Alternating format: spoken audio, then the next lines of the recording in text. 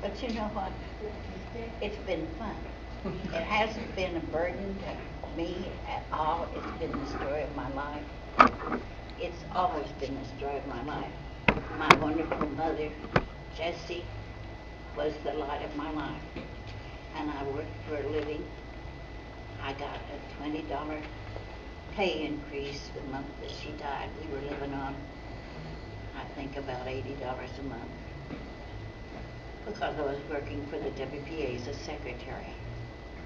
And Dan Weaver, who was a brat at the time, and is married to Frances Weaver.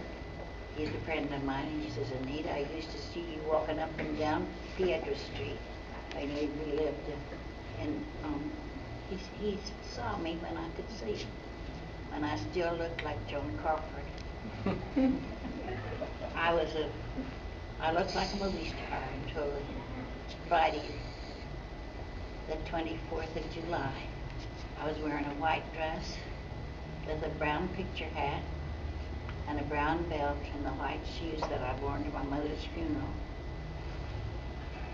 She was buried on the 2nd day of July. She died of tuberculosis, and I would never have left her. But 26 days later, in a car 14 miles south of Alamogordo, when they had no safety glass in cars, he was driving at 85 miles an hour, and he had hit the back end of a Dodge dump truck. We weren't drinking. He was just driving too fast. At 4 o'clock in the morning, I suddenly was spitting out my teeth and stepping out of a car that had been in a horrible accident. The cigarette lighter went right between my eyes because I had leaned over to the dashboard, and there was a hole destroying the cartilage between my nose and my forehead. To this day, there's a crack in the roof of my mouth. It never bled, but my denture has a ridge in it, and the technician says, oh, that's Anita Blair's denture. I'd recognize it anywhere. You know, I thought my life was over when I lost my sight, but it just began. My sister and I were together. She had a wallop across the top of her head, and both of us, she was such an extrovert, and everybody loved her. She won a beauty contest at Russ School, but they knew how poor they were, so they took the championship away from her. And I heard a little boy say, you know, Jean, you have a figure just like a Coca-Cola bottle.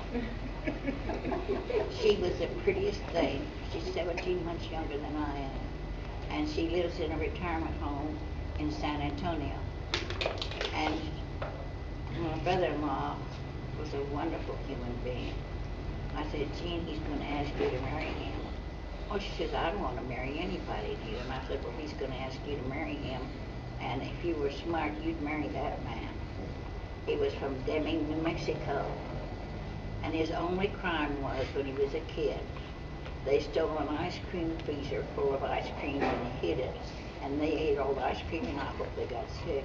But every time he filled out an application in the Army, he admitted that he had been arrested by the preacher. He never lied about anything. But I want to tell you something. My family is the real reason that I'm here today.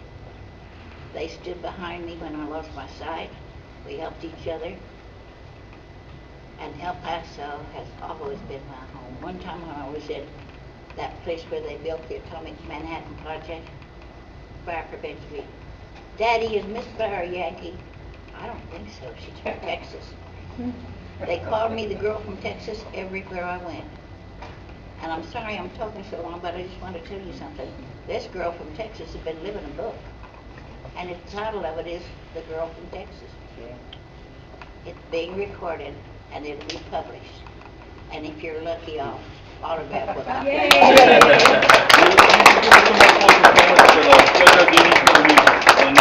Thank you so much on behalf of the city and council. Thank you, and the citizens of El Paso, we thank you, and you deserve another round of applause. Now, our meeting has something to read. Anita, this is from the state of Texas. It's a resolution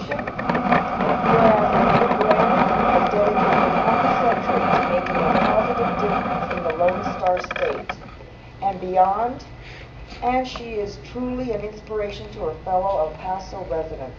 And whereas a native of Oklahoma City, Miss Blair was born in 1916 and moved with her family to the Sun City, her adopted hometown, in 1924. After graduating from Austin High School, she worked as a secretary for the Works Progress Administration. And whereas the course of Miss Blair's life was forever changed on January 26, 1936, when she was blinded in an automobile accident. Determined to regain her independence, she attended Seeing Eye School, Inc. in Morristown, New Jersey, where she was first introduced to Fawn, a German Shepherd that enabled her to sustain her mobility and move forward with confidence and a renewed hope for a promising future. And whereas in the following years, Miss Blair earned a bachelor's degree from Texas College of Mines and Metallurgy and a master's degree from Texas Women's College. The first person in El Paso to use a guide dog, she became widely known as an expert on the subject and assisted a number of states in establishing guide dog schools. She also shared her story with traffic safety schools and city government groups across the country. And whereas Miss Blair accomplished another remarkable feat in 1953, when she won election to the Texas legislature, she co-sponsored a bill that allowed women to serve on Texas juries and work to improve the lives of disadvantaged individuals, the educational system, and guide dog access in facilities throughout the state. And whereas historians believe that Miss Blair remains the only totally blind woman in the United States to ever win election to a legislative office, following her service in the Texas House, she continued to advance the rights of the disenfranchised as an active participant in local and national politics. And today she remains a valued resource in the El Paso City Council, the County Commissioners Board, and local school boards. And whereas Anita Blair's life has not been defined by tragic circumstances, rather she has conquered every challenge she has faced with unflinching optimism, steadfast courage, disciplined determination, and the certain knowledge that her efforts could provide a better future for others. Now and therefore, be it known and resolved that Anita Blair be commended for her decades of service to her fellow Texans, and that she be extended sincere best wishes for the future. Signed, Norma Chavez, State Representative, District 76. Congratulations.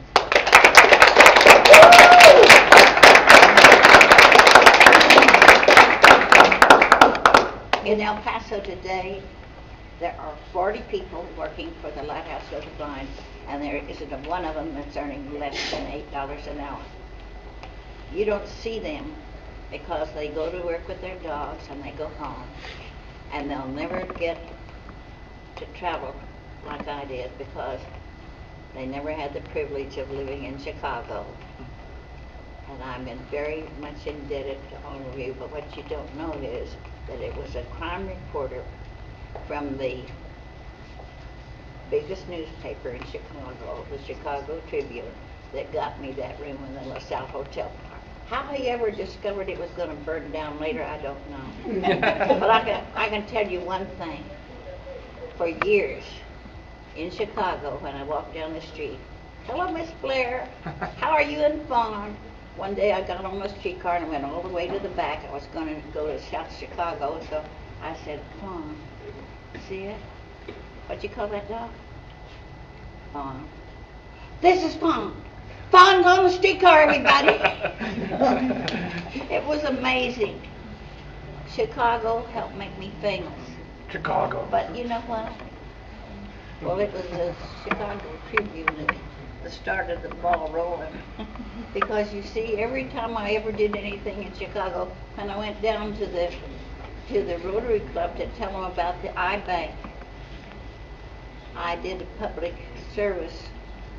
There was an article in the Reader's Digest about cornea transplants written by a woman who thought the boundary of the Hudson River was the boundary of the United States. But I told the story and read the article in Montana when they went to donate, one of the prisoners who was in there for embezzlement wanted to donate one of his eyes. And I carried a copy of the story of the Reader's Digest with me. And so they read all over the state of Montana. They heard about the eye bank for sight restoration. When I got back to Chicago, I told the Rotary